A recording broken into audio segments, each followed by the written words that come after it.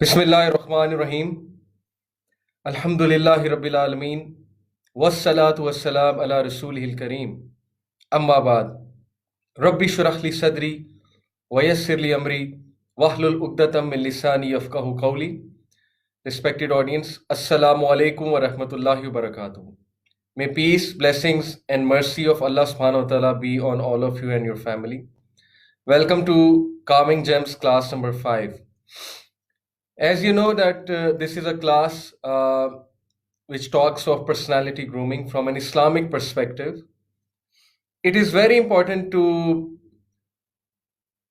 make such a personality, such a stable personality, जो आपको दुनिया की ज़िंदगी में फ़ायदा देगी। और ट्रस्ट मी के life is all about challenges, और ज़िंदगी गुजारने के लिए आपकी पर्सनैलिटी में कुछ ऐसे ट्रेट्स होने चाहिए, कुछ ऐसी क्वालिटीज़ होनी चाहिए जिनकी बेसिस पे आप ज़िंदगी के चैलेंजेस, ज़िंदगी के इम्तिहानात, टेस्ट और ट्रायल्स और तमाम मुश्किल हालात से मुस्करा कर डट कर मुकाबला भी करें। और उसके लिए बहुत ज़रूरी है कि आप ये जानें कि व्हाट आर दोज ट्रेट्स और how to create such a personality. उसी पे इंशाल्लाह मैं बात करूँगा। और ये जो 4 क्लासेस अब तक मैंने की हैं, उसमें मैंने जितनी भी डिस्कशंस आपके सामने की हैं वो इसी एक मौजू पर जो है रिवॉल्व करती हैं कि what is a good personality, how to make a good personality. Third class में मैंने आपसे बात की थी कि जितना क्रिएटर से रिलेशन स्ट्रांग होगा, जितना हम सिंसियर होंगे क्रिएटर के साथ, उतनी हमारी पर्सनैलिटी स्ट्रांग होगी। और उसके लिए मैंने नमाज पे पूरी बात की थी कि नमाज को बेहतर बनाएं। और फोर्थ क्लास जो कि लास्ट वीक की क्लास थी, उसमें मैंने 2 एट्रीब्यूट्स आपसे डिस्कस किए थे। एक मॉडेस्टी, दैट इज़ हया, और दूसरा एट्रीब्यूट मैंने आपसे डिस्कस किया था जेंटलनेस, कि इंसान की पर्सनालिटी में जेंटलनेस होनी चाहिए। ये दोनों एट्रीब्यूट्स इंसान की शख्सियत में, इंसान की पर्सनालिटी में खूबसूरती लेकर आते हैं। और मॉडेस्टी के बहुत से एस्पेक्ट्स मैंने बताए थे। मॉडेस्टी सिर्फ ये नहीं है कि मॉडेस्ट क्लोथिंग करना या अपनी नज़रों को झुकाना, सिर्फ यही हया का एस्पेक्ट नहीं है, हया के बहुत से एस्पेक्ट्स हैं, वो सब मैंने आपसे डिस्कस किए थे। आज बहुत ही इम्पॉर्टेंट मौजू मैं आपसे डिस्कस करूंगा, पर्सनालिटी का जो साइकोलॉजिकल एस्पेक्ट है, कि मॉडर्न साइकोलॉजी पर्सनालिटी के बारे में क्या कहती है। ओके, ये एक हम डिस्कस करेंगे इंशाल्लाह। दूसरा, मैं आप सबकी तवज्जो इस तरफ दिलाना चाहता हूं कि जो एजेंसीज ऑफ पर्सनालिटी हैं, हमारी पर्सनालिटी कुछ एजेंसीज पे डिपेंडेंट हैं, कुछ फैक्टर्स पे डिपेंडेंट हैं। वो फैक्टर्स क्या हैं? Number 1, obviously, because our personality is composed of our thoughts, our beliefs, and certain traits that we have. कुछ inherit किए होते हैं हमने certain traits. वालेकुम अस्सलाम वरहमतुल्लाहि वबरकातुहू. So it is very important to understand the factors which affect our personality. जो external factors हैं, internal factors तो हैं ही। मिसाल के तौर पे बहुत सी आदत आप में ऐसी हैं जो आपके माँ बाप से आप में आई। मिसाल देता हूं आपको, किसी को गुस्सा बहुत ज्यादा चढ़ता है, किसी को एंग्जाइटी बहुत ज्यादा होती है। साइकोलॉजी ये कहती है कि इसकी एनवायरमेंटल रीजंस भी हो सकती हैं, लेकिन ज्यादा चांस ये है कि इसकी रीजन जो है वो बायोलॉजिकल है, इनहेरिटेंस में है। मिसाल के तौर पे जो जीन्स की स्टडी हुई, उसके मुताबिक psychologist were able to identify that एक फैमिली में certain pattern of behaviour common है। यानी उस फैमिली में गुस्सा बहुत तेज है, या उस फैमिली में जो है वो एंग्जाइटी का प्रॉब्लम है, जरूरत से ज्यादा परेशान होने का प्रॉब्लम है, पैनिक होने का प्रॉब्लम है, वगैरह वगैरह।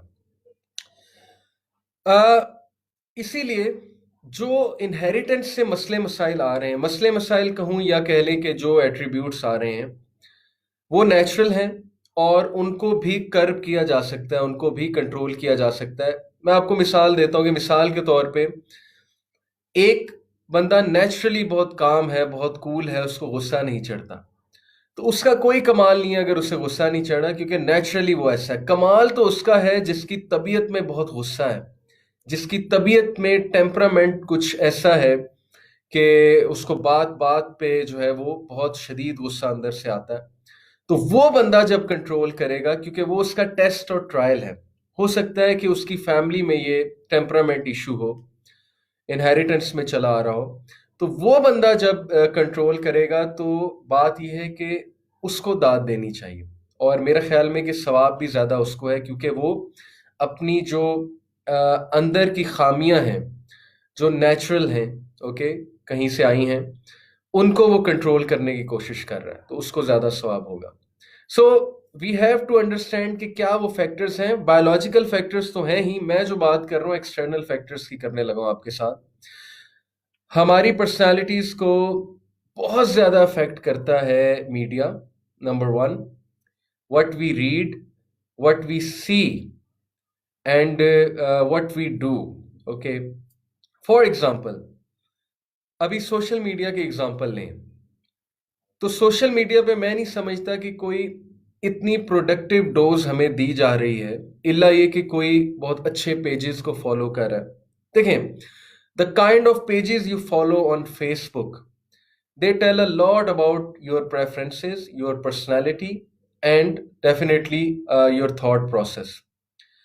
अब एक बंदे ने सारे पेजेस जो हैं वो मीम्स के ज्वाइन किए हैं, और उसने सारे पेजेस जो हैं वो फजूल किस्म के ग्रुप्स ज्वाइन किए हुए हैं, जहां पर लड़के लड़कियां आते हैं, चैटिंग करते हैं और हल्ला गुल्ला करते हैं।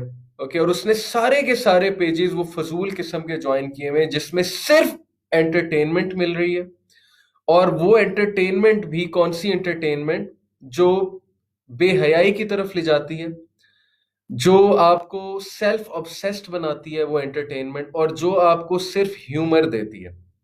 तो व्हाट डू यू थिंक कि इस बंदे की ये एजेंसी कितने खतरे में है, मीडिया वाली एजेंसी, कि वो बंदा सोशल मीडिया पे भी वही चीज फॉलो कर रहा है जिसमें हंसी मजाक शुगल बेहयाई के काम है, वो कंटेंट भी वो देख रहा है। मिसाल के तौर पे वो वही टीवी सीरीज फॉलो कर रहा है, वो वही मूवीज देख रहा है, ठीक है, सिमिलर काइंड ऑफ मूवीज। तो उस बेचारे की जो एजेंसीज हैं वो बड़े खतरे में हैं, और उसकी पर्सनैलिटी बहुत खतरे में है।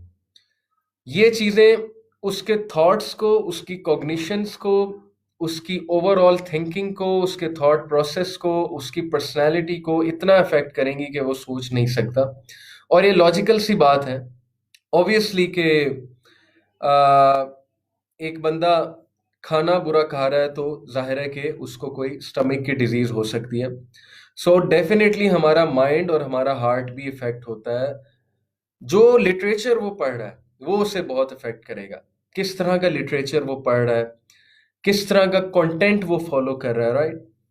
तो सबसे पहले तो आप सबके लिए एक्सरसाइज है कि आप अपने सोशल मीडिया पे ये देखें कि आप किन को फॉलो कर रहे हैं, किन चीजों को फॉलो करते हैं ज्यादा। इंस्टाग्राम पे किन को करते हैं, फेसबुक पे किन को करते हैं, किस तरह के पेजेस आपने लाइक किए हुए हैं, किस तरह के ग्रुप्स आपने ज्वाइन किए हुए हैं, किन पर्सनालिटीज को आप फॉलो कर रहे हैं।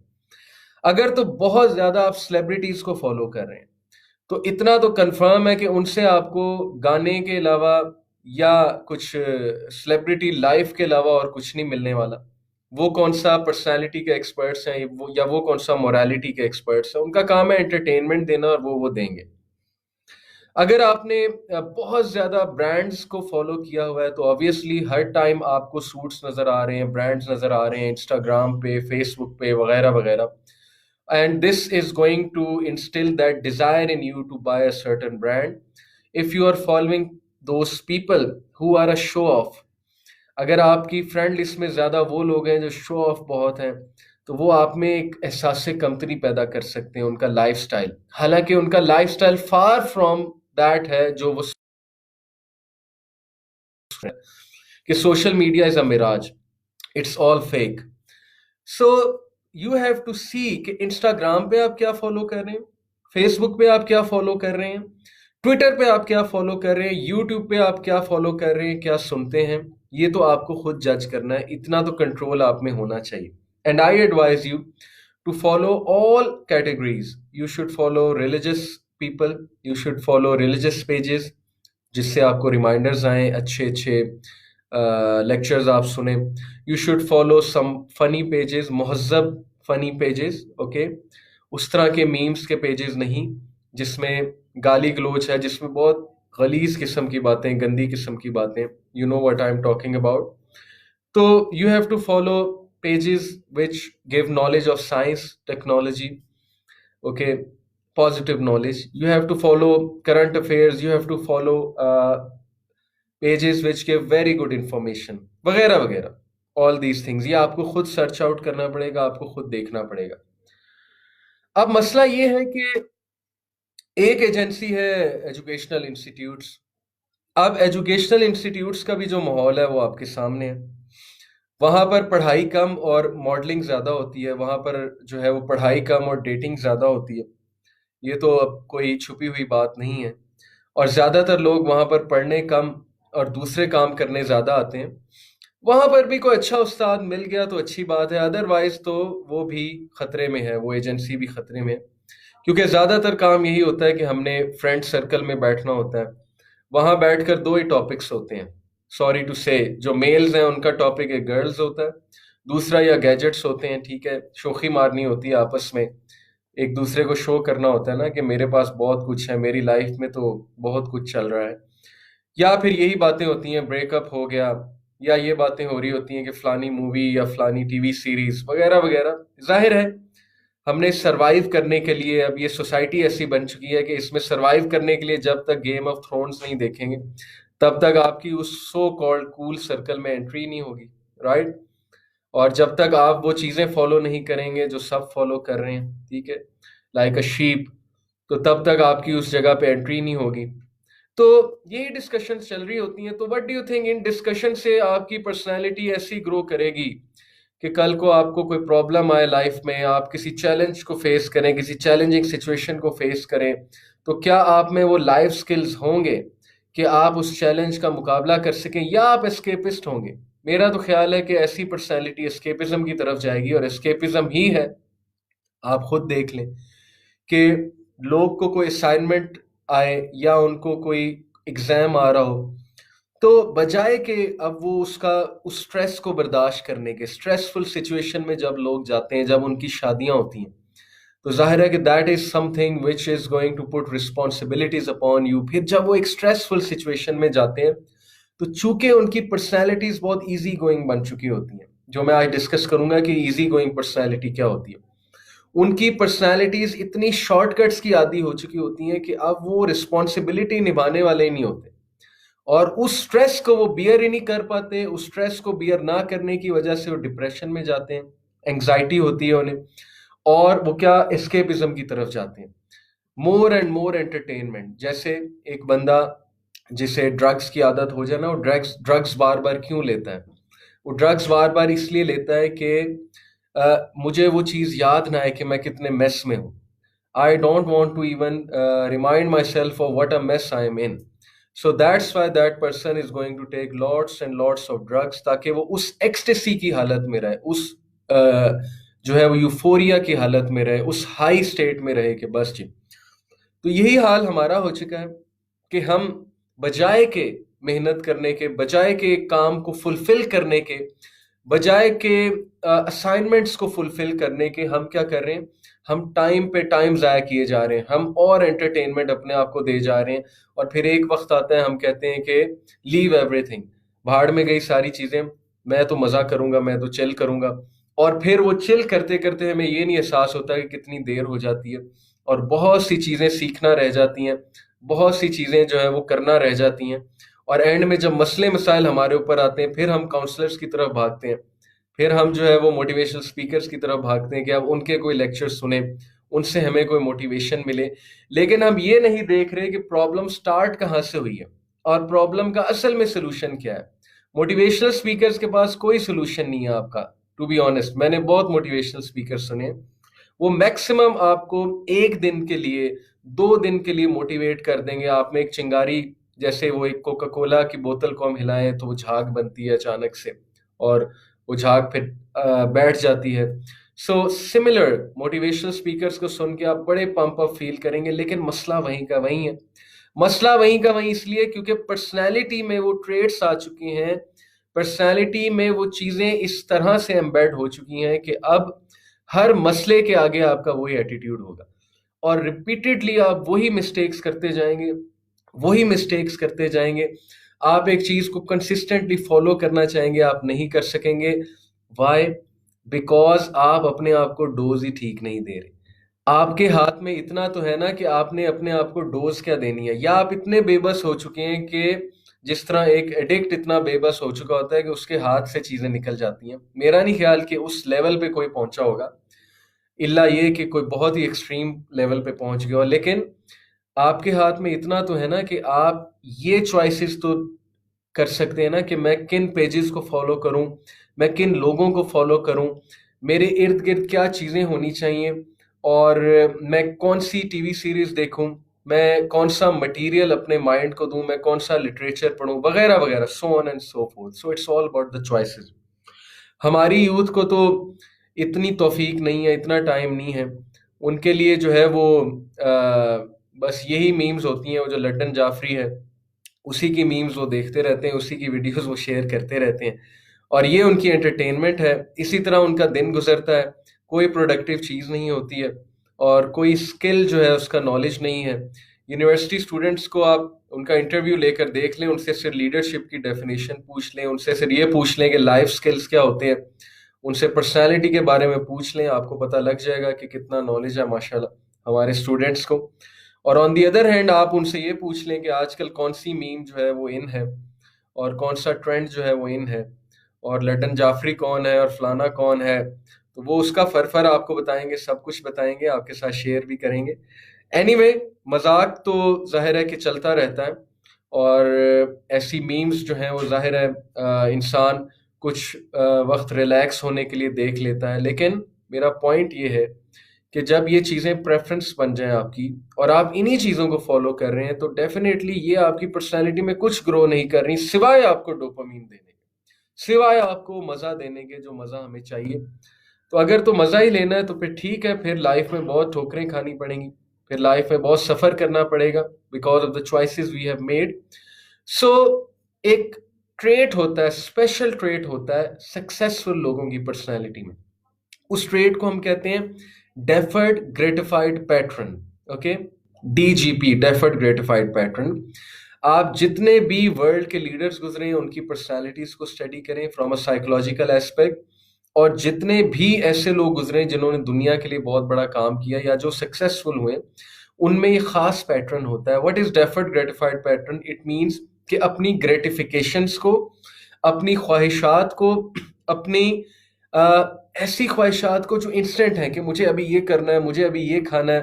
मिसाल के तौर पे क्रेविंग हुई कुछ खाने की, और अगर उस क्रेविंग को आप रेजिस्ट नहीं कर सकते तो this is a problem. Okay, जैसी टेम्पटेशन आई तो आपको रेजिस्टेंस ही नहीं हो रही और आप कह रहे हैं मैंने फौरन ये करनी है, तो this is a type of personality which will go after cravings. और मैं आपको मार्शमैलो एक्सपेरिमेंट के बारे में बताता चलूँ। 1970s में स्टैनफोर्ड यूनिवर्सिटी के एक प्रोफेसर ने एक एक्सपेरिमेंट किया था। रैंडम ग्रुप ऑफ स्टूडेंट्स उसने सेलेक्ट किए, बच्चे, छोटे बच्चे, और उनको एक कमरे में बंद किया और उनके सामने मार्शमैलोज रखी, यानी पंजाबी लैंग्वेज में तो मिठाई रखी, उनकी जो मिठाई है, मार्शमैलोज जो कैंडीज होती हैं। और उसने इंस्ट्रक्शन ये दी कि आधा घंटा किसी ने मार्शमैलो को हाथ नहीं लगाना। अब वो इतनी मजे मजे की मार्शमैलोज थी, डिफरेंट टेस्ट की, कि उसने फिर ऑब्जर्व किया कि कौन जो है वो खाता है और कौन नहीं खाता है। जितने स्टूडेंट्स ने आधा घंटा से पहले मार्शमैलोज खा लिए और वो रेजिस्ट नहीं कर सके, ये आप सर्च कर सकते हैं गूगल पे, मार्शमैलो एक्सपेरिमेंट। तकरीबन जितने स्टूडेंट्स ने मार्शमैलोज खाई और जितनों ने रेजिस्ट किया, तो उसने हालांकि शुरू में ये भी बताया था कि जो आधा घंटा मार्शमैलोज नहीं खाएगा उनको मैं डबल दूंगा, उसने रिवॉर्ड भी बता दिया। लेकिन उसके बावजूद, उस रिवॉर्ड और उन इंस्ट्रक्शंस के बावजूद, there were some who couldn't resist and they ate the marshmallows. ठीक है, ये मैं पहले भी आपको शायद बता चुका हूँ। और उसने उन स्टूडेंट्स का जिन्होंने मार्शमैलो खा ली और जिन्होंने सब्र किया, सबका 20 साल का डाटा जो है उसने संभाल के रखा, उनको फॉलो अप किया। ओके, जो साइकोलॉजिस्ट होते हैं ये जब रिसर्च करते हैं ना तो ये फॉलो अप भी करते हैं एक खास ग्रुप को। लॉन्गिट्यूडनल स्टडीज कहते हैं इसे रिसर्च की जुबान में। सो उसने फॉलो किया उनकी लाइव्स को, और after certain number of years he was able to derive कि वो बच्चे जो मार्शमैलो को रेजिस्ट नहीं कर सके थे, जिनको टेम्पटेशंस उनकी रेजिस्ट नहीं हो सकी थी उनसे, उनकी लाइफ में डिस्टरबेंस है, कोई डिवोर्स्ड है, कोई इल डिसिप्लिन्ड है, कोई जॉब से निकाला जा रहा है, समवन कोई जो है वो कोप अप नहीं कर पा रहा जॉब से, कोई टास्क नहीं कर पा रहा, जिंदगी के चैलेंजेस के आगे फेलियर है, वगैरह वगैरह। और वो बच्चे जिन्होंने टेम्पटेशंस को उस वक्त कंट्रोल कर लिया था, क्योंकि उनका लाइफस्टाइल का पैटर्न ऐसा था कि they adopted deferred gratified pattern, they learned to defer their gratification and they adopted this pattern. वो बच्चे, कोई जज लगा हुआ है, कोई ब्यूरोक्रेट लगा हुआ है, कोई किसी कंपनी का मैनेजर है, कोई कहीं पे सेटल्ड है, okay. What does this tell us? This tell us simply this fact कि टेम्पटेशंस को रेजिस्ट करना कितना ज़रूरी है। और स्पेशली आज के हाइपर सेक्सुअल दौर में, स्पेशली आज के दौर में जब हर तरफ टेम्पटेशंस हैं, कहीं पे ब्रांड्स की टेम्पटेशंस है, कहीं पे शॉपिंग मॉल्स की टेम्पटेशंस है, कहीं पे फूड की टेम्पटेशंस है। फूड पांडा ऐप, 1 मिनट में आप खाना मंगवा सकते हो, किसी भी जो है वो होटल से मंगवा सकते हो। ब्रांड्स, 1 मिनट में आप जो है वो कुछ भी परचेज कर सकते हो। नई से नई चीज आ रही है, कंपटीशन है, उस ब्रांड ने ये निकाल दिया, फिर उससे अगले ब्रांड ने ये निकाल दिया, फिर उससे अगले ब्रांड ने ये निकाल दिया। डिजायर्स ही खत्म नहीं होंगी, टेम्पटेशंस होती जाएंगी। जैसे प्रॉफिट सल्लल्लाहु अलैहि वसल्लम ने फरमाया कि सिर्फ मिट्टी सन ऑफ एडम का पेट भरेगी, आदम के बच्चे का पेट सिर्फ मिट्टी भरेगी जब वो मर जाएगा, जब वो फौत हो जाएगा, अदरवाइज उसका पेट कुछ नहीं भर सकता। अगर बंदा टेम्पटेशंस पे अमल करने में आए तो there is no end to it. एक टीवी सीरीज आई, उससे अगली आई, फिर उससे अगली आई, फिर उससे अगला कॉन्सेप्ट आया, फिर एक मूवी आई, उससे अगले पाई लेवल की मूवी आई, उससे अगले लेवल की मूवी आई, वगैरह वगैरह। So it's a never ending circle of temptations. फिर जो आजकल ये जो पॉर्न इंडस्ट्री है उसकी temptations, so all these temptations ये हम पे कुछ इस तरह से हावी हुई हुई हैं। हम ऐसे दौर में रह रहे हैं which is an age of dopamine, which is selling dopamine to us। इस दौर में जो रेजिस्ट कर जाएगा और इस दौर में जो अपनी पर्सनालिटी को अच्छा बिल्ड कर लेगा वही कामयाब है, और वही दज्जाली फितने से बचेगा। यहाँ पे मैं दज्जाली फितने को भी डिस्कस करना चाहूँगा आपसे, कि जाहिर है कि दज्जाल को भी रेजिस्ट करने के लिए आप में वो क्वालिटीज़, वो एट्रीब्यूट्स होने चाहिए, जिनमें सबसे इंपॉर्टेंट एट्रीब्यूट है a mind of your own. वो बंदा जिसका माइंड उसका अपना नहीं है, जिसका माइंड उसके फ्रेंड्स का माइंड है, जिसका माइंड उसके ड्रामा सीरियल्स का माइंड है, यानी वो बात जिस तरह करता है वो उसने कहाँ से सीखा है, वो उसने उन एक्टर्स से सीखा है, सेलिब्रिटीज से सीखा है, उसका अपना कोई माइंड नहीं है, उसकी अपनी कोई पर्सनैलिटी नहीं है। वो बंदा बहुत मुश्किल है कि दज्जाली फितने से बच सके, क्योंकि ना वो किसी चीज़ को क्रिटिकली एनालाइज करता है, ना वो कुछ चीज़ खाते हुए सोचता है कि मैं क्या खा रहा हूँ। जो उसे मिल रहा है वो कर रहा है, और बेवकूफ़ी में वो ज़िंदगी गुजार रहा है। तो this is also part of personality, कि वो केयरलेस पर्सनैलिटी है और वो कुछ भी नहीं सोच रहा। ये सारी डिस्कशन करने का मकसद ये है कि थोड़े से सीरियस हो जाएं, अपनी पर्सनैलिटीज़ पे रहम करें, अपने माइंड पे रहम करें, अपने आप को अच्छी चीज़ें फीड करें, ये देखें कि आप क्या चीज़ें फॉलो कर रहे हैं, और इसका बहुत ख्याल रखें कि आप क्या चीज़ें फॉलो करते हैं। अदरवाइज आप में वो लाइफ स्किल्स कभी बिल्ड नहीं होंगे, कभी भी बिल्ड नहीं होंगे, कि आप किसी भी स्ट्रेसफुल सिचुएशन या किसी भी चैलेंजिंग सिचुएशन को फेस कर सकें। ओके, हैविंग सेड इट, परेशान होने की कोई ज़्यादा ज़रूरत नहीं है। ऐसा ना हो कि इन बातों से आप होपलेस हो जाएं, परेशान हो जाएं। ये बातें बताना सिर्फ इसलिए ज़रूरी होती हैं कि ये टॉपिक कितना सीरियस टॉपिक है, ये टॉपिक कितना इम्पोर्टेंट टॉपिक है, कि अगर इंसान की पर्सनैलिटी बिल्ड नहीं हो रही सही से, तो फिर लाइफ की सिचुएशन उसे बहुत मारेंगी और वो बहुत मार खाएगा। सो टुडे इंशाल्लाह what we are going to discuss is the science of personality from psychology aspect, from psychological aspect. Psychology के स्कूल ऑफ थॉट्स हैं, क्विकली आपको बताता हूँ। पहला स्कूल ऑफ थॉट जो है वो जो सबसे फेमस भी है और सबसे ज़्यादा कह लें कि हावी भी है, बहुत देर के लिए हावी भी रहा, that is psychodynamic school of thought, जो सिगमंड फ्रूइड का स्कूल ऑफ थॉट है। सिगमंड फ्रूइड के मुताबिक पर्सनालिटी जो है वो इनर डिजायर्स और अनकॉन्शियस से बहुत ज्यादा इन्फ्लुएंस होती है। सबकॉन्शियस ह्यूमन बीइंग का एक पार्ट है जो कि छुपा हुआ पार्ट है। उसके इनर थॉट्स हैं जो कि ऐसे थॉट्स हैं जो वो सबके सामने नहीं ला सकता। उसकी सोचें, उसके ड्रीम्स और उसके वो सबकॉन्शियस में जो कुछ जा रहा है, मिसाल के तौर पे अगर आप ये समझते हैं कि आप एक मूवी देखते हैं और उस मूवी से सिर्फ आपने एंटरटेनमेंट ली है, तो आप ये बिल्कुल गलत सोचते हैं। वो मूवी, वो टीवी सीरीज आपके सबकॉन्शियस पे वो इफेक्ट करती है जाके। सब्लिमिनल साइकोलॉजी जरा सर्च आउट कर लें गूगल पे, सब्लिमिनल साइकोलॉजी। सब्लिमिनल मैसेजेस की साइंस एक बार पढ़ लें। ये कोई कॉन्स्पिरेसी थ्योरी नहीं है, ना ये कोई मौलवी की बात है। ये बात साइकोलॉजिस्ट कर रहे हैं, एक्सपर्ट्स कर रहे हैं कि सब्लिमिनल मैसेजेस किस लेवल पे जाके आपके अनकॉन्शियस को अफेक्ट करते हैं, आपके सबकॉन्शियस को अफेक्ट करते हैं, आपकी हिडन सोचों को अफेक्ट करते हैं।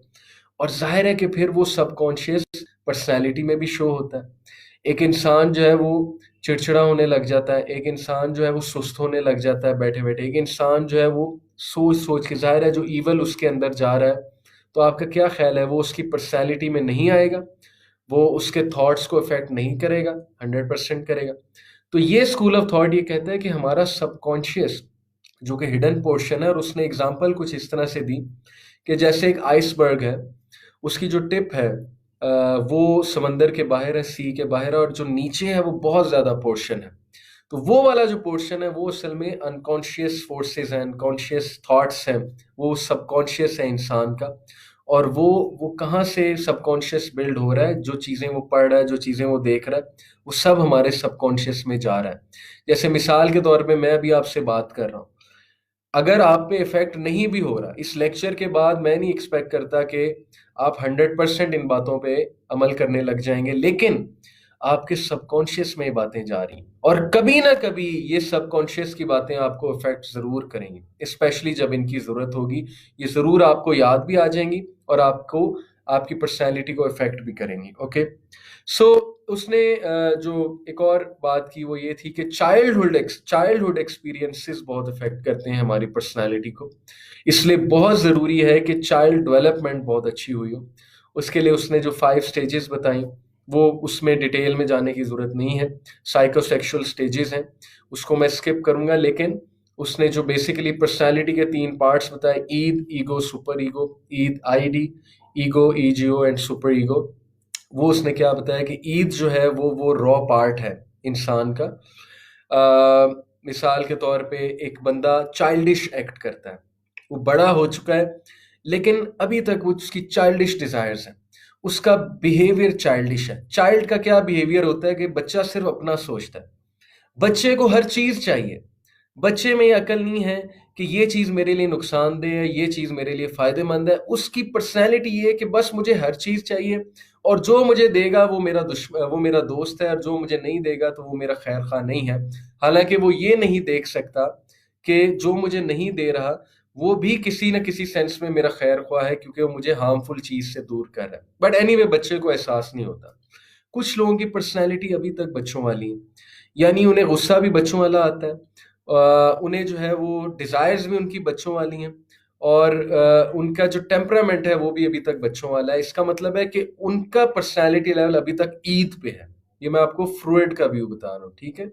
जरूरी नहीं कि ये व्यू 100% करेक्ट है, जाहिर है हर थ्योरी पर क्रिटिसिज्म भी मौजूद है। एनीवे, उसका पर्सनैलिटी का जो पार्ट है वो ईद है, अभी तक वो ईद से ही नहीं निकला। आईडी ईद से ही नहीं अभी तक निकला।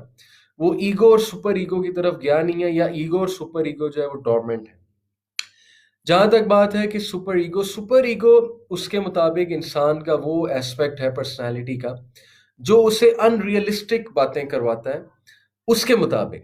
और अनरियलिस्टिक बातें ये हैं कि मिसाल के तौर पे कि इंसान मोरालिटी को लेकर, या इंसान जो है वैल्यूज को लेकर बहुत ज्यादा अनरियलिस्टिक हो जाए, ओके, यानी दरवेश बन जाए।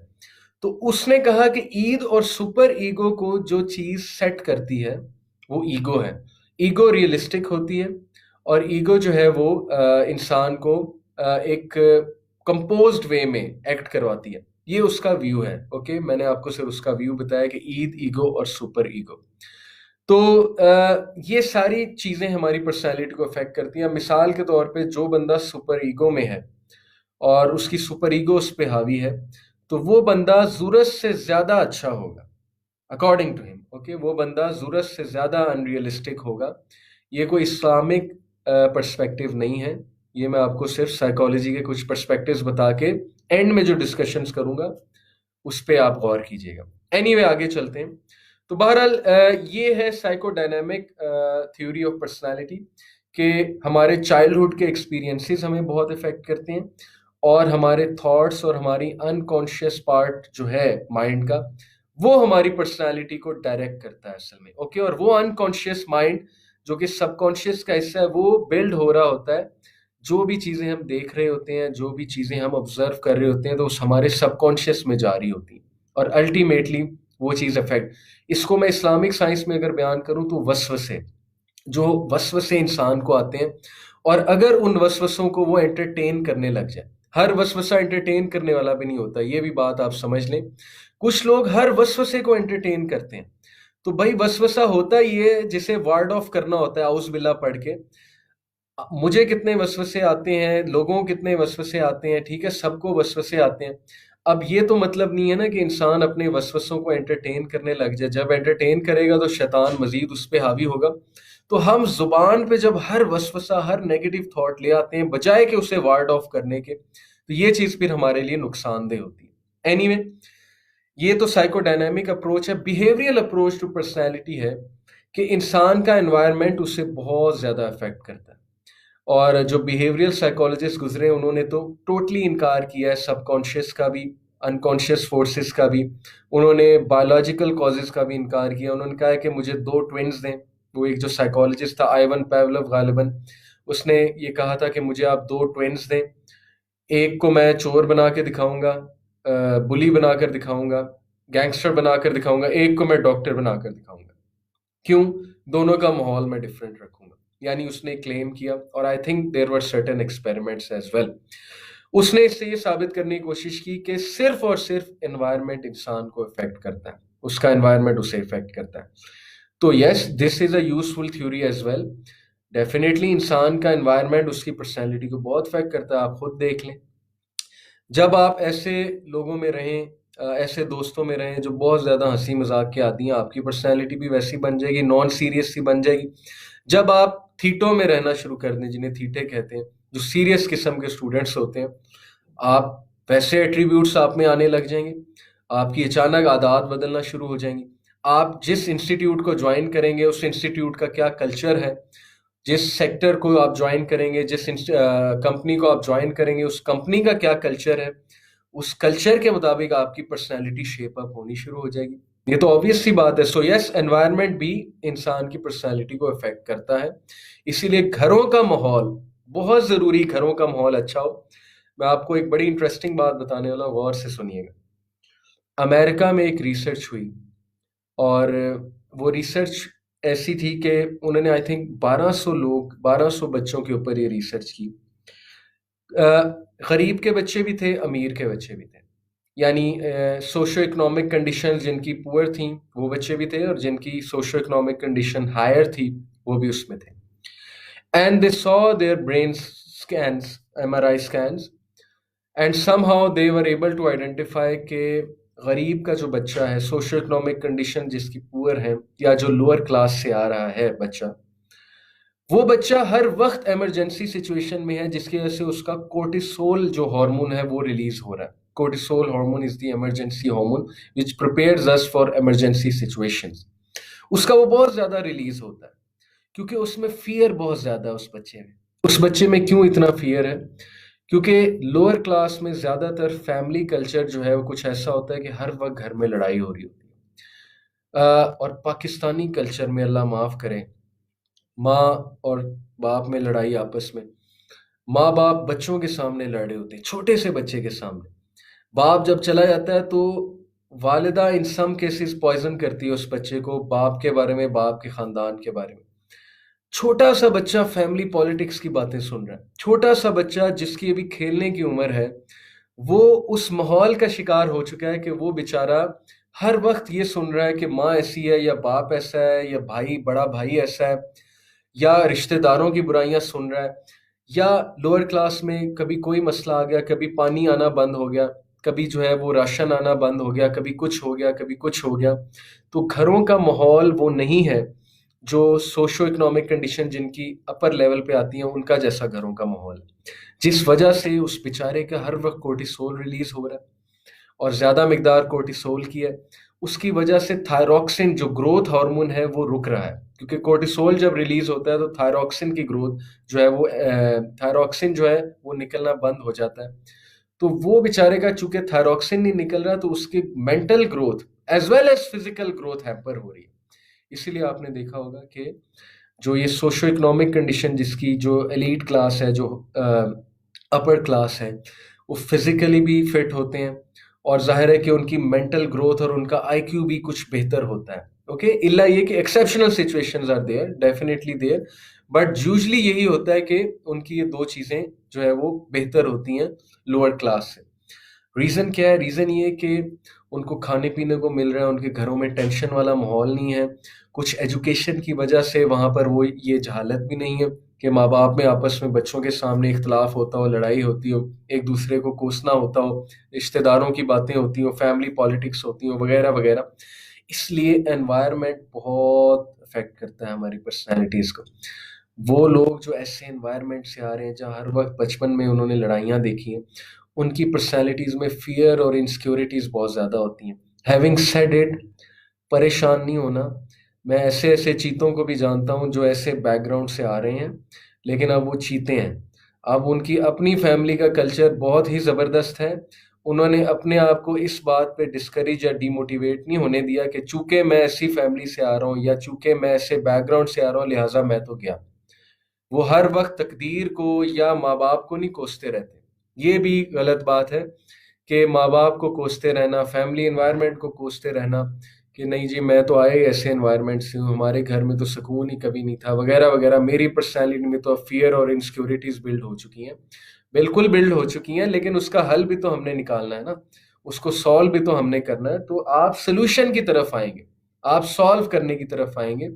और अगर तो वो माहौल बहुत टॉक्सिक है आपके लिए, तो उस माहौल से किस तरह दूर हुआ जाए आप इस पे भी सोचेंगे। खैर, ये एक अलग टॉपिक है। तो बिहेवियरल साइकोलॉजिस्ट के मुताबिक आपका एनवायरनमेंट बहुत अफेक्ट करता है आपकी पर्सनैलिटीज को। So you have to be sure कि आपके इर्द गिर्द एनवायरनमेंट अच्छा है। मैं आपको छोटी सी मिसाल देता हूँ। सिर्फ आपके कमरे में अगर किताबें पढ़ी हों या इस्लामिक बुक्स पढ़ी हों, या आपके कमरा साफ सुथरा हो और आपके कमरे में कुछ ऐसी चीजें हों जो प्रोडक्टिव हैं, सिर्फ ये चीजें रखने से आपकी पर्सनैलिटी चेंज हो जाती है। बिलीव यू मी। आपके कमरे में जाए नमाज बिछाओ, आपका कमरा साफ सुथरा हो, साइड साइड पे बुक्स पड़ी हो, okay. What about that room जिसमें पोस्टर्स लगे हुए हैं, गंदे किस्म के पोस्टर्स लगे हुए हैं, ओके, और जिसमें सेलिब्रिटीज के पोस्टर्स लगे हुए हैं। उस कमरे की एनर्जी ही मुख्तलिफ होगी। उस कमरे में जो रह रहा है उसकी पर्सनैलिटी हर वक्त वो ये चीजें देखता है, हर वक्त उसकी नजरें इन चीजों में पड़ रही हैं। ठीक है, डेकोरेशन के लिए लगाया वो एक अलग बात है, लेकिन एनवायरनमेंट बहुत इफेक्ट करता है बंदे की पर्सनालिटी को। इसलिए you have to surround yourself with good things, with good people. और जाहिर है कि एक चीज़ और कि ये जो मैंने सफाई की बात की ना, ये बहुत ज़रूरी है। अपने कमरे को साफ सुथरा रखना, अपनी बेड शीट को चेंज करते रहना, और ख़ुद से करना, और ज़्यादा खिलारा ना डालना अपने कमरे में, ये भी एनवायरनमेंट का हिस्सा है, एनवायरनमेंट को साफ रखने का हिस्सा है। और ये चीज़ बहुत इफ़ेक्ट करती है हमारी पर्सनैलिटी को। Cognitive school of thought of psychology जो है, कॉग्निटिव स्कूल ऑफ थॉट जो है, वो ये कहता है कि इंसान की पर्सनैलिटी उसकी सोच से बिल्ड होती है। जिस तरह के थॉट्स हैं, जिस तरह का उसका थिंकिंग पैटर्न है ओवर द ईयर्स, वो थिंकिंग पैटर्न कैसे बिल्ड हुआ, वो थिंकिंग पैटर्न बिल्ड करने की एजेंसीज हैं, जिसमें मीडिया है, फैमिली है, एजुकेशनल इंस्टीट्यूट्स हैं। जिस तरह वो उसके कॉग्निशंस को, यानी उसके थॉट्स को, उसके थॉट पैटर्न को बिल्ड कर देंगे, वैसी उसकी पर्सनैलिटी हो जाएगी। जैसे मिसाल के तौर पे एक बंदा बहुत ब्रेव है।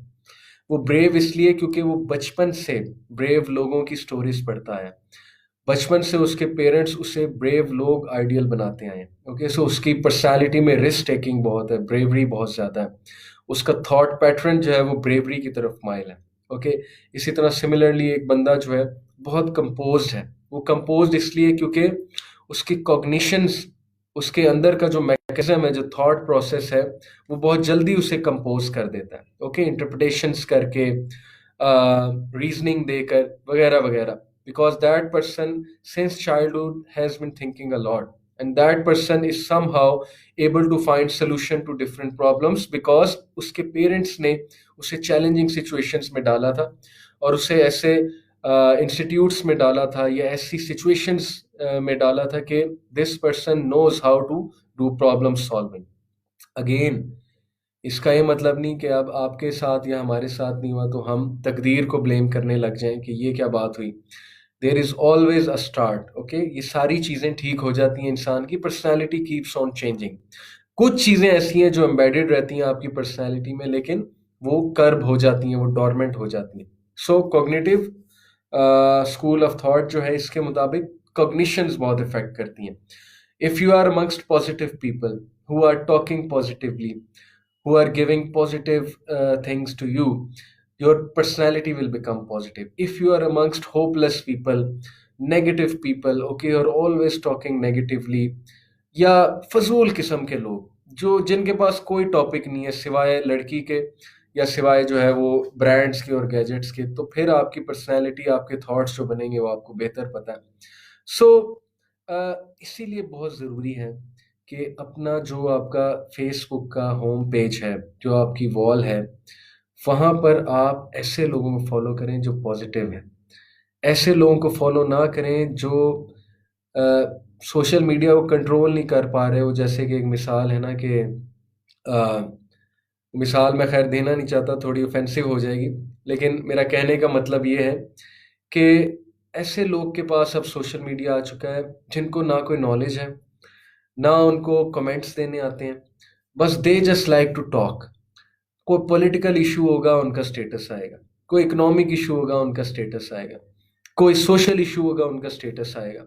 सिवाय गालियों के, सिवाय नेगेटिव कमेंट्स के, सिवाय कोसने के, सिवाय हर वक्त क्रिटिसिज्म के, और उनके पास कुछ नहीं होता है।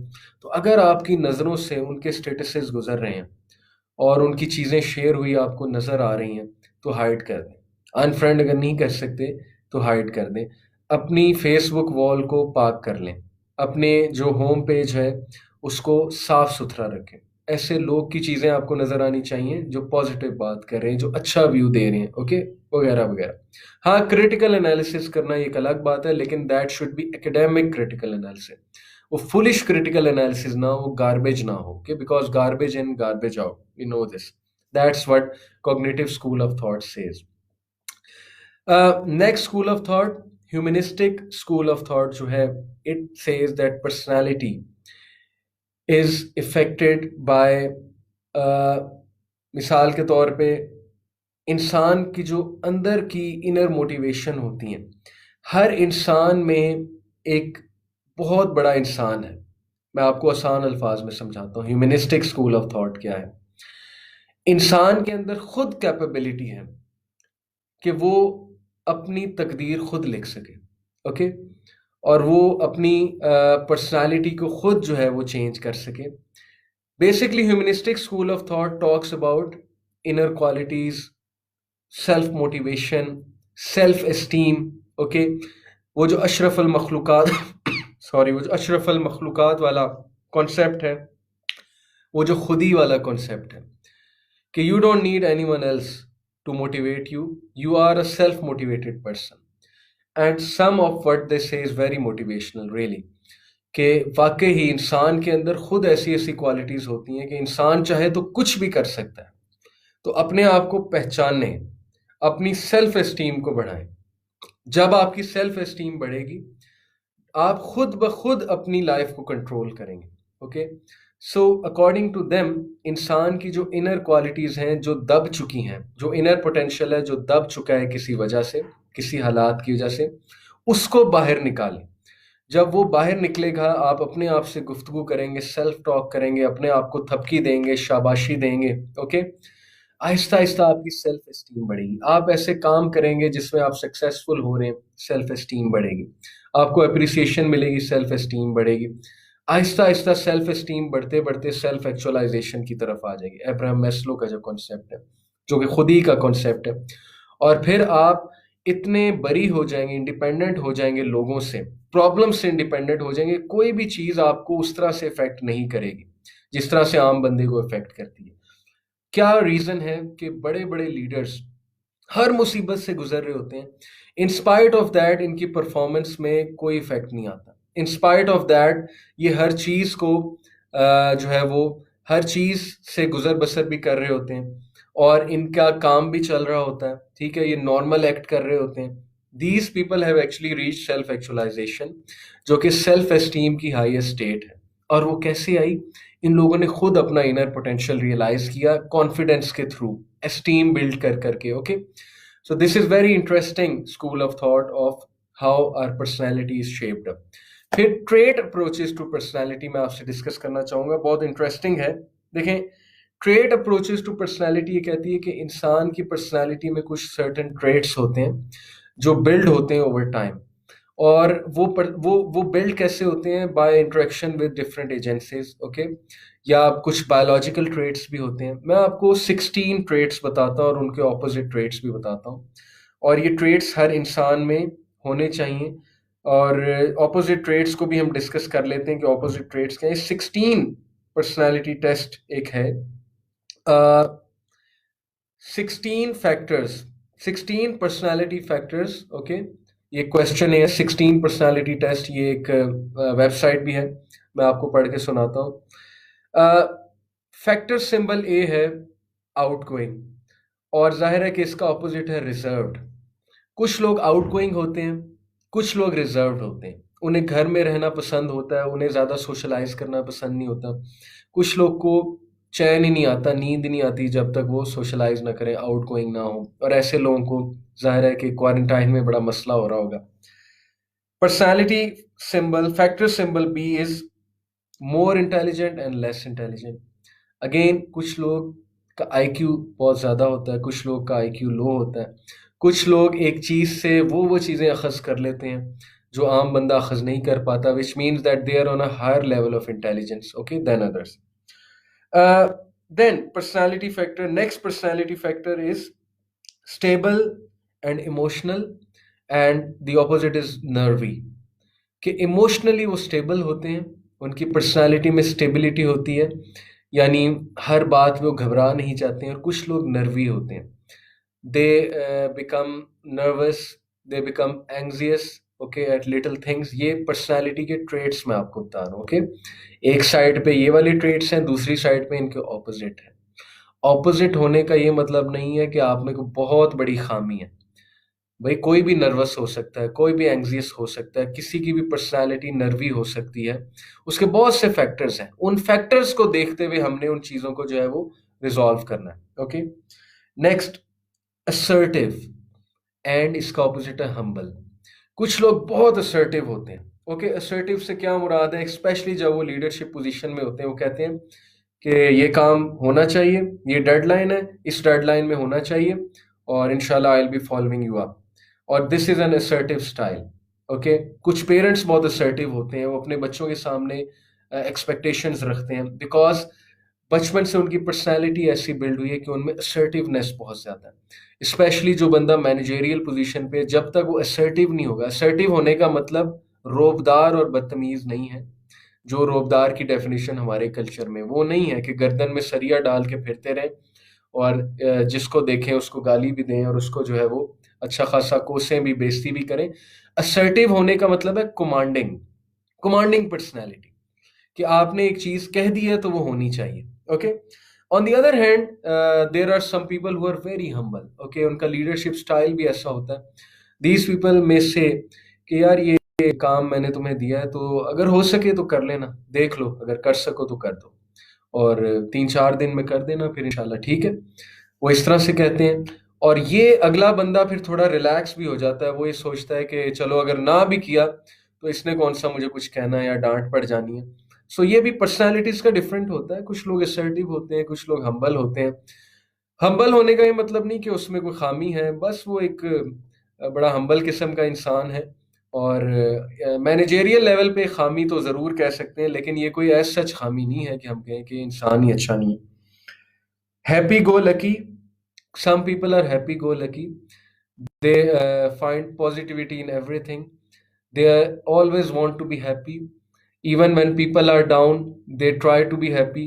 They try to cheer up everyone. Okay, जैसे आपने मूवीज में टर्म सुनोगे happy go lucky, and on the other hand there are people who are sober, इसके opposite, they have a very sober personality, चुप चुप खामोश खामोश रहते हैं, सीरियस होते हैं, हैप्पी गो लकी नहीं होते हैं। ओके, उनके अंदर एक अलग ही तूफान चल रहा होता है, रियलिटी पसंद होते हैं, वगैरह वगैरह, पर्सनालिटी के ट्रेट्स हैं। Then there are certain people who are conscientious. What is meant by conscientious? These people have a very high level of morality and consciousness. ये वो लोग हैं कि जो लोग, अगर बॉस मौजूद नहीं है एक जगह या कोई देखने वाला मौजूद नहीं है, फिर भी रूल्स को फॉलो करेंगे, because they have a very high level of self accountability. और ये चीज़ इंटरव्यूज के दौरान, और यकीन करें कुछ कंपनीज के टेस्ट के दौरान जो क्वेश्चनर डिज़ाइन हुआ होता है, वो उनकी कॉन्शाइंटियसनेस को भी देख रहा होता है, राइट। जैसे मैं आपको मिसाल देता हूँ कि कोई इंटरव्यूअर ने अपने इंटरव्यूज से ये पूछा कि अगर मैं तुम्हें एक सिम बेचने के लिए दूं, इस सिम की असल कीमत है 50,000, और ये सिम तुमने 2 लाख में बेचनी है, सम हाउ एग्जैजरेट करके, जो भी झूठ बोलना है करना है तुमने, और 50,000 तुम्हारे, 50,000 मेरे, और 50,000 प्रॉफिट कंपनी का। तुम भी खुश, मैं भी खुश, कंपनी भी खुश। अब मेजॉरिटी लोग क्या करेंगे, वो तरीके बताएंगे कि हाँ हाँ हाँ जॉब लग जाएगी, अच्छी बात है, 50,000 मुझे भी आ जाएगा, चलो इसको इस तरह करें कि मैं इस तरह बेचूंगा, उस तरह करूंगा, ये झूठ बोलूंगा, ये एग्जैजरेशन करूंगा, समहाउ मैं अगले को फंसा के ये बेच दूंगा। However, people with high conscientiousness will ask the question that why? Why do I need to sell this for 2 lakh? And why should I lie? Okay, you understanding my point? कि वो लोग जो higher level of self accountability पे होते हैं। और expedient, इसका जो ऑपोजिट है, that is expedient. Expedient means convenient and practical although possibly immoral, right. ये लोग जो है वो प्रैक्टिकल होते हैं, ये कहते हैं कि यार पैसा तो आ रहा है ना, प्रैक्टिकल बनो, मोरालिटी किसने देखी, ऑनेस्टी को कौन पूछता है भाई, बस कामयाब होना चाहिए ना, कामयाबी आ रही है, पैसा आ रही है, अगर तुम्हारी बातें मानेंगे तो गुर्बत का शिकार हो जाएंगे, वगैरह वगैरह। ऐसे लोग होते हैं who try to be very practical, even though उनकी practicality immoral भी हो, they don't care, immoral है so what. So these expedient personalities, unfortunately, they are controlling our affairs, okay, as MNAs, as government officials.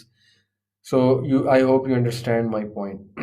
Next, uh, then there is this personality trait, bold and shy. Who are the bold people? Bold people are risk takers. Bold people can confront anyone without any fear. वो कहीं कभी भी जाके किसी को confront कर लेते हैं, ठीक है।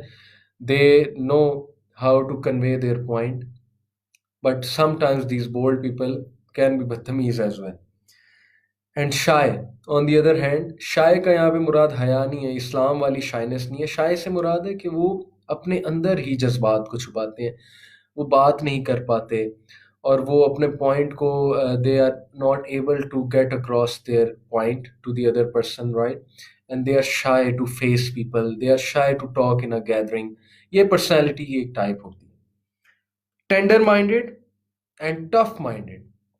टेंडर माइंडेड यानी कि सिचुएशंस को कामली डील करना, सिचुएशंस को मैनेज करना। टफ माइंडेड, हर सिचुएशन को जो है वो एक ख़ास पैरामीटर से देखना और डांट डपट करना बहुत ज़्यादा, और जाहिर है कि हर चीज़ में कीड़े निकालने की कोशिश करना, वगैरह वगैरह। ये भी 2 पर्सनैलिटी के ट्रेड्स हैं।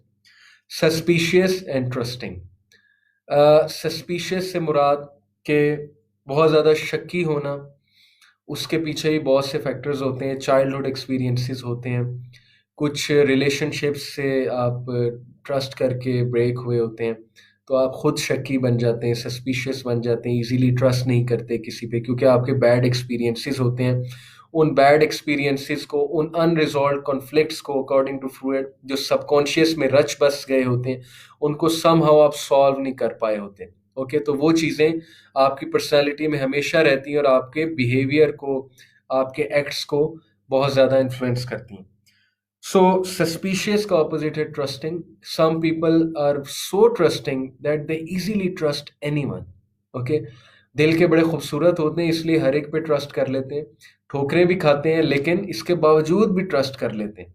सो दरमियानी राह इख्तियार करनी चाहिए। ना इतना ज़्यादा सस्पिशियस होना चाहिए, ना इतना ज़्यादा इजीली ट्रस्टिंग होना चाहिए। Imaginative and practical.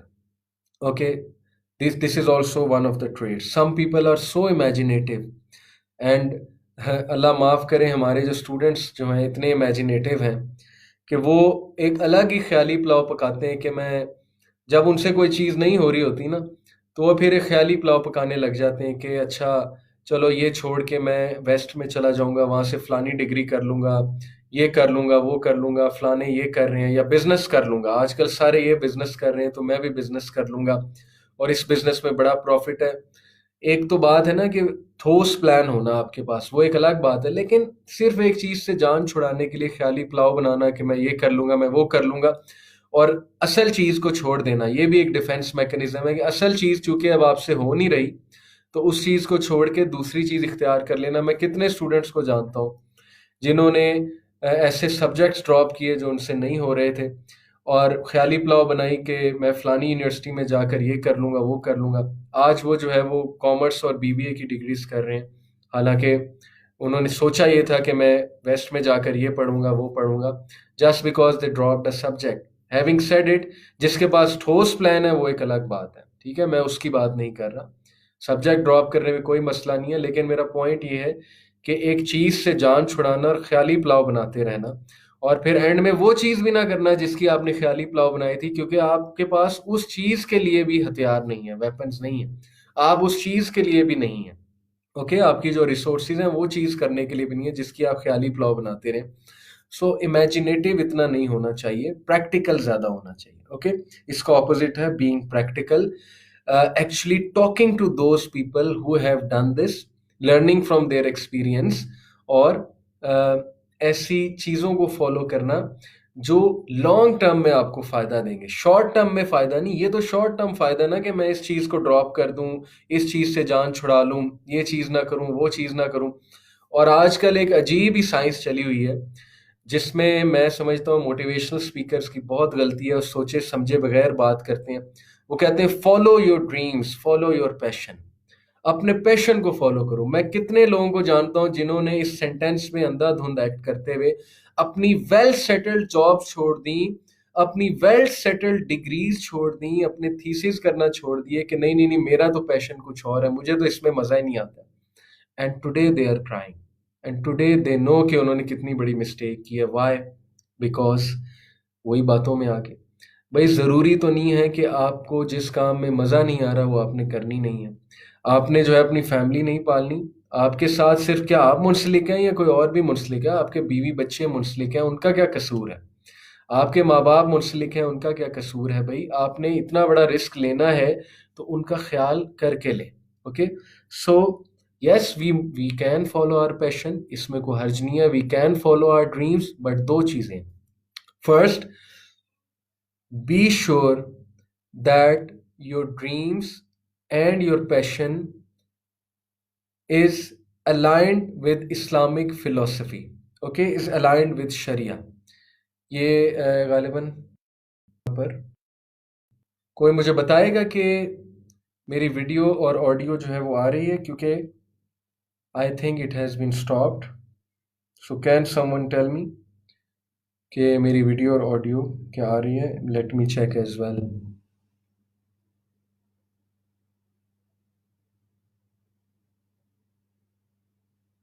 रिलीज कर रहे हैं, हालांकि because they drop the subject, having said it, जिसके बाद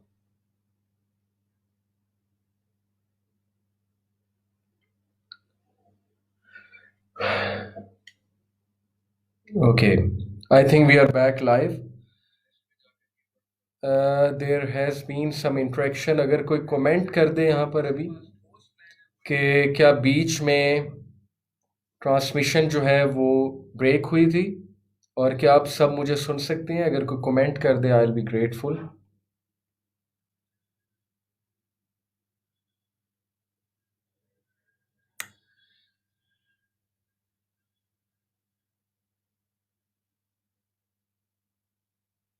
Okay, I think we are back live. So basically what I was telling you कि ज़रूरत से ज़्यादा इमेजिनेटिव भी नहीं होना चाहिए, प्रैक्टिकलिटी की तरफ भी देखना चाहिए. ऐसे लोगों में बैठना चाहिए जो एक्सपीरियंस्ड हैं, जो वो चीज़ कर चुके हैं, उनसे भी मशवरा करना चाहिए. और सिर्फ एक चीज़ से जान छुड़ाने के लिए उस चीज़ को नहीं अडॉप्ट करना चाहिए. और मैं जो एक बात कर रहा था, जो आई थिंक के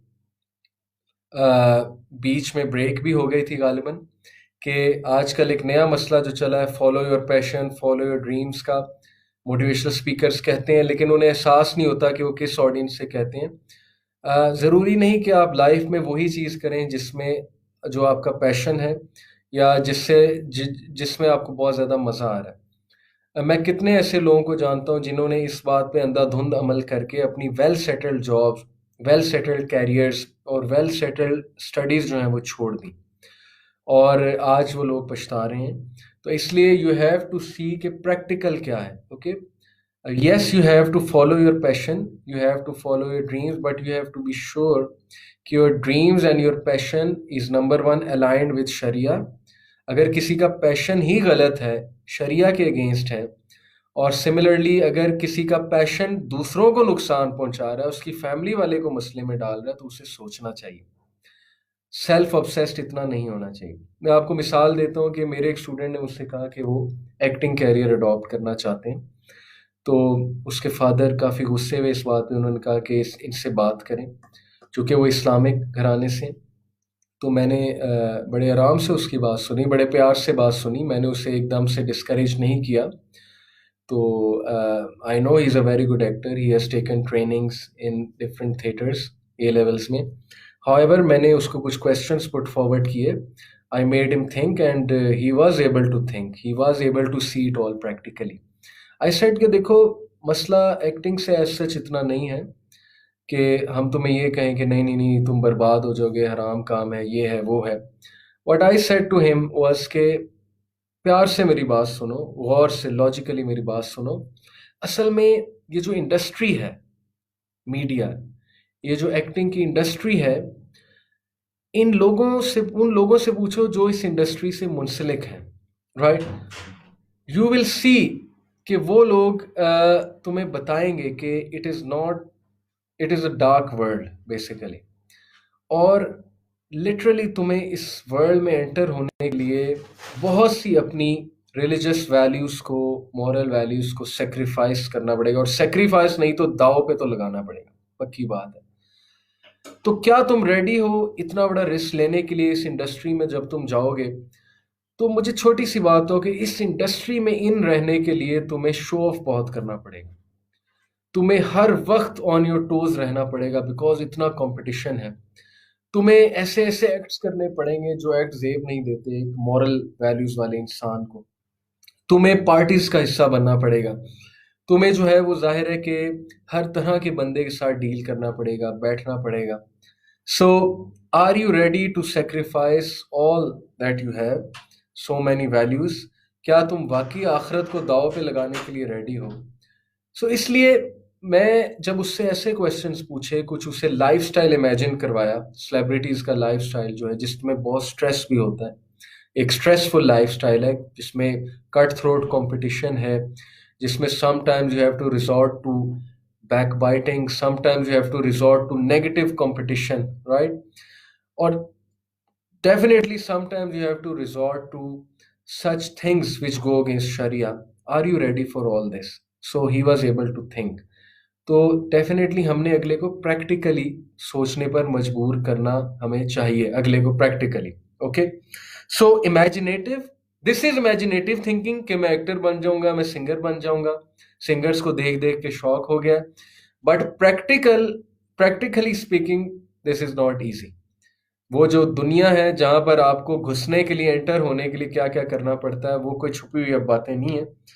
मैं ये नहीं कहता मीडिया में अच्छे लोग नहीं है, हर जगह अच्छे बुरे लोग होते हैं, लेकिन ये कल्चर और ये एनवायरनमेंट अच्छा नहीं है। ये सबको पता है, कोई छुपी हुई बात नहीं है। You have to think practically. Okay, then there are certain people who are shrewd, and then there are certain people who are forthright. Now, who are people who are shrewd and who are people who are forthright? देखिए, shrewd से मुराद है having or showing sharp powers of judgment.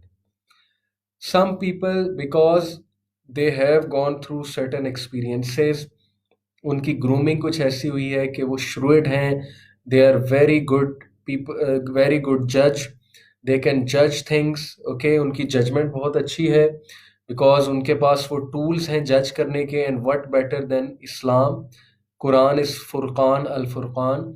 इसका ये मतलब नहीं है कि judgemental बन जाए।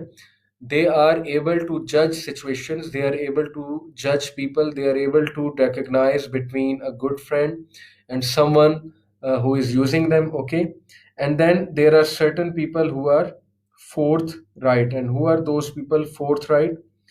forthright वो लोग हैं जो डायरेक्ट हैं, आउटस्पोकन हैं, ठीक है। और ऐसे लोग का बड़ा मुश्किल होता है लोगों के साथ रहना, क्योंकि वो बहुत आउटस्पोकन हैं और वो बहुत बड़ी बड़ी बातें कह जाते हैं बगैर सोचे समझे, यानी मुंह पर मारते हैं अगले के बात को। ओके, ये भी पर्सनालिटी के ट्रेट्स हैं। देन देर आर सर्टन, और shrewd वो लोग हैं जो देख के बात करते हैं, ओके। थोड़े से डिप्लोमेटिक भी हो जाते हैं, एंड दे जज सिचुएशंस कि कहाँ पर क्या बात करनी है। बड़े ज़बरदस्त स्किल्स हैं ये। Apprehensive and Placid, okay. Placid compose बंदा, काम बंदा। Apprehensive who is always fearful, जिसकी तबीयत में एक बेचैनी है, जिसकी तबीयत में एंग्जाइटी है, छोटी छोटी बात से परेशान हो जाना, ओके, और एंग्जाइटी लेने लग जाना, ये भी पर्सनालिटी का हिस्सा बन जाते हैं, पर्सनालिटी ट्रेट्स हैं। Then there are certain people who are experimenting, and इसका ऑपोजिट है traditional. Traditional people stick to the life style they are spending. वो ग्रोथ का इतना नहीं सोचते, वो कहते हैं बस जैसे चल रहा है चलने दो, कंफर्ट जोन में बैठे हुए हैं। एक्सपेरिमेंटिंग रिस्क टेकर्स होते हैं, बचपन से उन्हें एक्सपेरिमेंट्स करने की आदत होती है, उन्हें अपने उस कुएं से बाहर निकलने की आदत होती है, ठीक है। सो ये भी पर्सनैलिटी के ट्रेट्स होते हैं। Self sufficient and group tied, some people they are lone wolves, they like to be self sufficient, some people they like to rely on others. उनकी पर्सनैलिटी में कुछ एट्रीब्यूट्स ऐसे होते हैं कि they are always relying on others, तो उन्हें आदत हो चुकी होती है रिलायंस की, तो वो ग्रुप के साथ ही चल सकते हैं, अकेले में उनके लिए चलना मुश्किल हो जाता है। Some people they are controlled and some people they are casual. और हमारी जो यूथ की पर्सनैलिटीज़ हैं वो कैजुअल हैं, हर दीनी बात को मजाक में उड़ा देना, ऐसी बातों को जो हम सारी यहाँ पे कर रहे हैं यहाँ से सुन के यहाँ से निकाल देना, और कैजुअल एटीट्यूड शो करना कि मैं बहुत बड़ी बला हूँ, जो मैं कर रहा हूँ वो ठीक है, माँ बाप भी गलत हैं, दो ये बाकी लोग भी गलत हैं, मैं जो सोच रहा हूँ बिल्कुल ठीक है। Okay, this is a casual attitude, और फिर ठोकर बहुत खानी पड़ती है। And obviously people who are controlled, they are very controlled people, they have good self control, good control over their thoughts, वसवसों को अपने ऊपर हावी नहीं करते हैं, ओके, और डिसीजंस प्रैक्टिकली लेते हैं। And then two traits that is tense and relaxed, again इसका भी ताल्लुक कंपोजर से है और रिलैक्स रहने का ताल्लुक। तो ये सारी जो बातें मैंने आपको बताई, ये सारे जो ट्रेट्स मैंने आपसे डिस्कस किए हैं, ये वो सारे ट्रेट्स हैं जो हमारी पर्सनालिटीज़ को डिफाइन करते हैं। देखिए, कुछ लोग जो है वो प्लेसिड होते हैं, कुछ लोग जो है वो लैक्स होते हैं, कुछ लोग रिलैक्स होते हैं, कुछ लोग एंग्जियस होते हैं, कुछ लोग जो है वो प्रैक्टिकल होते हैं, कुछ लोग इमेजिनेटिव होते हैं, ठीक है। ये सारी चीज़ें क्यों हैं? ये सारी चीज़ें इसलिए क्योंकि जिन एजेंसीज ऑफ पर्सनैलिटी के साथ हम मुंसलिक हैं, वो हमें ये एट्रीब्यूट्स जो है वो इंस्टिल कर देते हैं। ये सारा जो साइकोलॉजिकल आज आपको मैंने एस्पेक्ट और पर्सपेक्टिव बताया पर्सनालिटी का, ये इसलिए बताना ज़रूरी है क्योंकि बहुत से लोग ये पूछते हैं कि आप बात कर रहे हैं हया वाले बन जाओ, आप बात कर रहे हैं नमाज़ें पढ़ना शुरू कर दो, आप बात कर रहे हैं कि जेंटल बन जाओ, लेकिन कैसे बने? तो ऐसे बने कि ये जो एजेंसीज ऑफ पर्सनालिटीज़ हैं, इन एजेंसीज को देखें। अगर आप हर वक्त ऐसी चीज़ें फॉलो कर रहे हैं जो लोग की ज़ुबान ही बुरी है, जो हर एक को रोस्ट कर रहे हैं, जिनमें कोई मर्सी कंपैशन नहीं है, जो सेल्फ ऑब्सेस्ड लोग हैं, जो सिर्फ उनकी नीयत ये है कि कुछ सब्सक्राइबर्स बना के मैं कोई पैसे कमा लूं, चाहे मैं गंद बला लोगों को दिखाता रहूं, जो सिर्फ बैठ कर गेमें खेल रहे हैं और गेमें खेल कर वीलॉग्स बना रहे हैं। तो अगर आप उन लोगों को फॉलो करेंगे तो क्या ख्याल है, आप हया वाले बन जाएंगे, आप जेंटल बन जाएंगे और आप में एट्रीब्यूट्स बिल्ड हो जाएंगे? कभी भी नहीं। मैं आपको प्रैक्टिकल एग्जांपल्स दे दे के बता रहा हूँ कि आपको अपनी फॉलोइंग्स देखनी होंगी कि आप किन चीज़ों को फॉलो कर रहे हैं। अपने इंस्टाग्राम्स खोल कर देख लें, अपने फेसबुक खोल कर देख लें, अपने फ्रेंड्स खोल कर देख लें, अपनी न्यूज़ फीड खोल कर देख लें, अपना होम पेज खोल कर देख लें कि इन चीज़ों से नज़र गुजर रही है आपकी। और अपने इर्द गिर्द का माहौल एक बार देख लें और अपने फ्रेंड्स को भी देख लें कि आपके जो फ्रेंड्स हैं वो आपको किस चीज़ पर इनकरेज करते हैं और वो क्या कर रहे हैं। ओके, और स्पेशली ये जो एज ग्रुप है, मैं उनसे बात कर रहा हूँ जो ओ लेवल और ए लेवल का एज ग्रुप है। ये ऐसी एज होती है जिसमें इंसान, बड़े कम लोग कंपोज्ड होते हैं, बड़ी बड़ी मिस्टेक्स इंसान करता है, उन मिस्टेक से सीखता है। लेकिन हमारी कोशिश यही है कि हम आप लोगों को जितना गाइड कर सकें, जो हमने अपनी लाइफ में देखा, ए लेवल्स ओ लेवल्स के टाइम में, जो यूनिवर्सिटी टाइम में देखा, उस टाइम के थ्रू हम आपको गाइड कर सकें और आपको सही तरफ की एक डायरेक्शन जो है वो दिखा सकें। और वो सही डायरेक्शन यही है कि जो एट्रीब्यूट्स इस्लाम बंदे में डालता है, जो इस्लाम को प्रैक्टिस करने से इंसान में एट्रीब्यूट्स आते हैं, वही वो एट्रीब्यूट्स हैं जो आपको through out life help out करेंगे। ओके, और उसके लिए लिटरेचर कौन सा पढ़ रहे हैं, क्या चीज़ देख रहे हैं, क्या चीज़ फॉलो कर रहे हैं, ठीक है।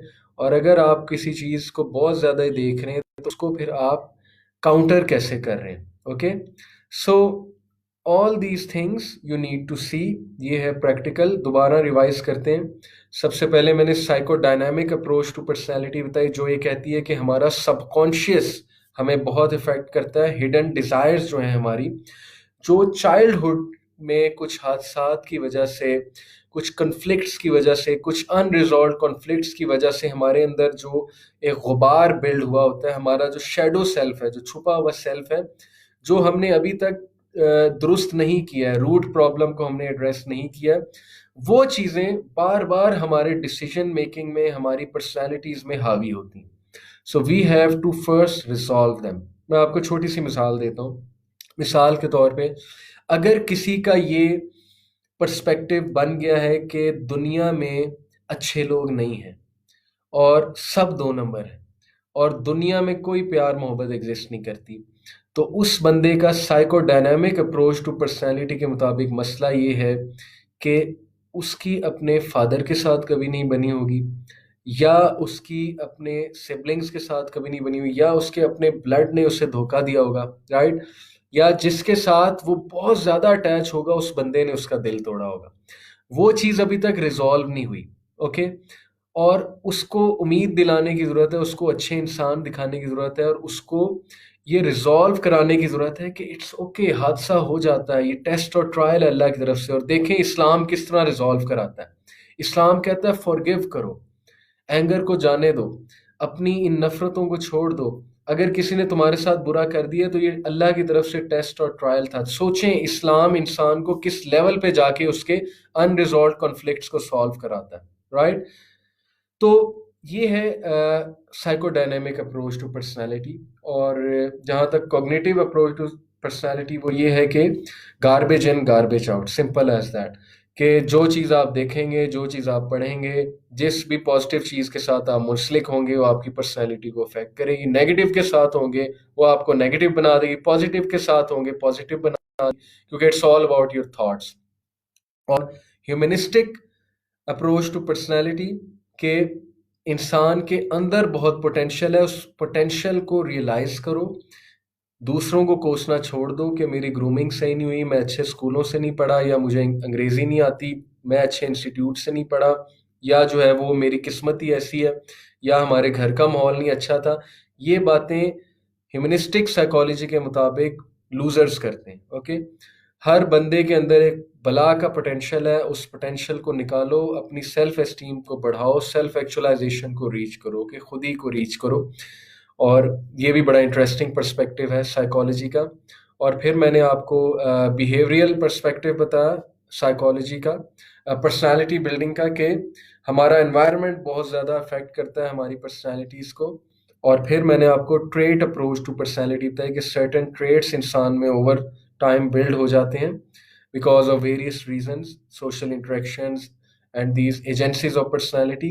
वो ट्रेट्स हमने डिटेल में डिस्कस किए। आपके क्या ट्रेट्स हैं ये आपने ट्रैक आउट करना है, ठीक है। जो ट्रेट्स मैंने आपको बताए, ये ट्रेट्स आप फाइंड आउट कर सकते हैं इंटरनेट पे। आप लिखें 16 पर्सनैलिटी फैक्टर क्वेश्चनेयर, ठीक है। तो ये आपके सामने ट्रेट्स आ जाएंगे कि आप आउटगोइंग हैं या रिजर्व्ड हैं, आप स्टेबल हैं इमोशनली या नर्वी हैं, आप असर्टिव हैं या हम्बल हैं, आप हैप्पी गो लकी हैं या सोबर हैं, कॉन्शाइंटियस हैं या एक्सपीडियंट हैं, ओके, बोल्ड हैं या शाय हैं, tender minded, tough minded, suspicious, trusting, वगैरह वगैरह, all these things which I have discussed. अपने आप को पहचाने ताकि आप नेक्स्ट स्टेज की तरफ जा सकें। जिसने अपने आप को पहचान लिया, यकीन करें उसका आधा मसला हल हो जाता है, आधा क्या पूरा मसला हल हो जाता है, क्योंकि वो बंदे को अब अपनी स्ट्रेंथ्स भी पता है, अपनी वीकनेसेस भी पता है, और वो फिर दूसरों से मैनिपुलेट नहीं होगा। ओके, उसे अपनी क्वालिटीज़ भी समझ आ जाएंगी, और उसे ये भी समझ आ जाएगा कि मैं कहाँ पर गलती कर रहा हूँ, बार बार ये मिस्टेक मैं क्यों रिपीट कर रहा हूँ। तो बात ये कि सोचेंगे तो होगा ना। ये बात अब उनसे एक्सपेक्ट करना जो सिर्फ छुट्टियां मना रहे हैं और जिनका विजन सिर्फ लाइफ का ये है कि बैठ कर टिका कर मूवीज देखें, टिका कर टीवी सीरीज देखें, बैठ कर टिका कर पार्टी करें, ये क्वारंटाइन ख़त्म हो, दोस्तों के साथ मैं एक्सपो सेंटर जाऊं, दूसरों के साथ एम्पोरियम जाऊं, फलाने होटल जाऊं, ये करूं वो करूं, जिनका ये विजन है उनके लिए तो ये सारी बातें मुश्किल हैं। और उनके लिए ज़ाहिर है कि इस स्टेज में पर्सनालिटी बिल्ड करना भी बहुत मुश्किल है, और डेफिनेटली फिर यही है कि सफरिंग ही होगी आगे जाकर। लेकिन जिनको समझ आ गई, इंशाल्लाह मुझे उम्मीद है सबको समझ आएगी, वो डेफिनेटली इन सारी चीज़ों को देखेंगे जो मैंने कही है, starting with their followings. Instagram, अपने पूरे सोशल मीडिया को आज क्रिटिकली एनालाइज कर ले, देख लें क्या क्या फॉलो कर रहे हैं, अनफॉलो कर दें, फजूल चीज़ों को, प्रोडक्टिव चीज़ों को फॉलोइंग में ले आएं, अपने आप को अच्छी चीज़ों से सराउंड करें। I hope this lecture has been beneficial, it has affected you. इंशाल्लाह नेक्स्ट लेक्चर में कुछ और ऐसे ट्रेड्स पे बात करेंगे, जैसा मैंने पिछली क्लासेस में बात की, हया हो गई, उस पे बात की, जेंटलनेस पे बात की। लेकिन आज का लेक्चर इसलिए ज़रूरी था ताकि आप लोगों को ये रियलाइज़ हो कि हम किस तरह अपनी पर्सनालिटीज़ को बिल्ड कर सकते हैं, किस तरह अपने आप को सेव कर सकते हैं। बड़ा बाबरकत टाइम है, असर से मगरिब का, जुम्मे वाला दिन है। ऐसा टाइम होता है जब दुआ कबूल होती है। अल्लाह ताला से दुआ है कि अल्लाह ताला हम सबको हिदायत दें, जो कि सबसे बड़ी नेमत है। जो बंदा हिदायत पे है वो बंदा दूसरों के लिए नेमत है, वो बंदा अपने माँ बाप के लिए नेमत है, वो बंदा अपने इर्द गिर्द के लोगों के लिए नेमत है। अल्लाह ताला आपकी तमाम मुश्किलें आसान फरमाए। जो बंदा जिस मुश्किल से गुजर रहा है, जो बंदा जिस भी चैलेंज को फेस कर रहा है, अल्लाह उसके लिए आसानी फरमाए। और अल्लाह ताला हम सब को अल्लाह रसूल से मोहब्बत करने की तौफीक अता फरमाए। अल्लाह ताला हमें सीरियस बना दें, और ये जो मुश्किल टाइम गुजर रहा है हम पे, हमारी कौम पे, अल्लाह ताला इसमें आसानी फरमाए हमारे लिए। अल्लाह हमारे हालों पे रहम फरमाए। तमाम इंसानियत के लिए भी दुआ है कि अल्लाह ताला तमाम लोगों को जो है वो शिफाए कामला अता फरमाए, और हमें ये जो भी है, अजाब है, टेस्ट है, ट्रायल है, बायो वॉरफेयर है, जो भी है, वट एवर इट इज़, हमें इससे जल्द अज जल्द निजात दे, और अल्लाह ताला हम सब को दूसरों के लिए नेमत बनने की तौफीक अता फरमाए, अच्छा इंसान बनने की तौफीक अता फरमाए। अल्लाह आप सबको जो बातें की, मुझे आप सबको इन बातों पे अमल करने की तौफीक अता फरमाए, और अल्लाह ताला हमें बहुत से नेक अमाल करने की तौफीक अता फरमाए। जो माँ बाप ज़ाहिर है कि स्ट्रेसफुल हैं अपनी औलाद की वजह से, अल्लाह ताला उनकी मुश्किलें आसान फरमाए, अल्लाह ताला उनकी औलाद को हिदायत दे, अल्लाह ताला उनके बच्चों को हिदायत दे। जो अपने सिबलिंग्स की वजह से परेशान हैं, जो अपने पार्टनर्स की वजह से परेशान हैं, वो चाहते हैं कि वो दीन की तरफ आ जाएं, हिदायत पा जाएं। अल्लाह ताला उनको हिदायत दें, अल्लाह ताला उनके लिए कोई हिदायत का बंदोबस्त करें, अल्लाह ताला उनको सही रास्ते की तरफ चलने की तौफीक अता फरमाएं। ये दुआएं हैं। और अगेन, रब्बना आतिना फिद दुनिया हसनतुम व फिल आखिरति हसनतुम व कीना अज़ाबन नार। अभी कुछ टाइम है, आप लोग मज़ीद दुआ कर सकते हैं, लेकिन मुझे इसी के साथ इजाज़त दें। इंशाल्लाह सी यू नेक्स्ट क्लास। सुब्हानक अल्लाहुम्मा बिहम्दिका अशहदु अल्ला इलाहा इल्ला अंता अस्तगफिरुका व अतूबु इलैक। जज़ाकुमुल्लाह खैर। अस्सलामु अलैकुम व रहमतुल्लाहि व बरकातुहू।